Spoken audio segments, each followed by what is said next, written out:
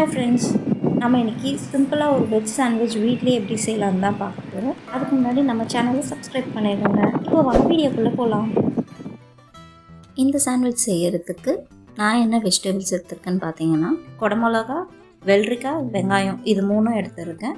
உங்களுக்கு என்ன வெஜிடபிள்ஸ் வேணும்னாலும் நீங்கள் போட்டுக்கலாம். இந்த காய்கறி எல்லாத்தையும் பொடியாக நறுக்கிக்கோங்க. ஒரு சின்ன கிண்ணத்தில் red chilli sauce, tomato sauce இது ரெண்டுத்தையும் ஈக்குவல் அமௌண்ட்டில் போட்டு மிக்ஸ் பண்ணி தனியாக வச்சுக்கோங்க.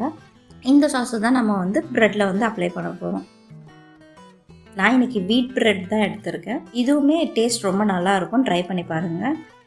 இப்போது ஒரு ப்ரெட் ஸ்லைஸில் இந்த சாஸை அப்ளை பண்ணிவிட்டு அது மேலே வெஜ்ஜீஸ் எல்லாத்தையும் வச்சுட்டு அப்புறம் ஒரு சீஸ் ஸ்லைஸையும் வச்சுட்டு இன்னொரு ப்ரெட் ஸ்லைஸ் எடுத்து மேலே போட்டு மூடிடுங்க. இதுக்கப்புறமா ப்ரெட் ஸ்லைஸோட ரெண்டு பக்கமும் நம்ம பட்டரை அப்ளை பண்ணணும். அப்ளை பண்ணிட்டு தவாலேயே லோ ஃப்ளேமில் வச்சு நம்ம டோஸ்ட் பண்ண போகிறோம்.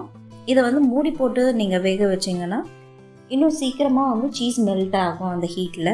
இப்போ 2 மினிட்ஸ் ஆகிட்ருக்கும். பாட்டம் போர்ஷன் நல்லா டோஸ்ட் ஆகிடுச்சு. இதுக்கப்புறமா நம்ம இன்னொரு பக்கமும் திருப்பி போட்டு 2 மினிட்ஸ் மூடி வச்சு வேக வைக்க போகிறோம். இப்போ பார்த்தீங்கன்னா ரெண்டு பக்கமும் நல்லா டோஸ்ட் ஆகி கிறிஸ்பியாக இருக்குது.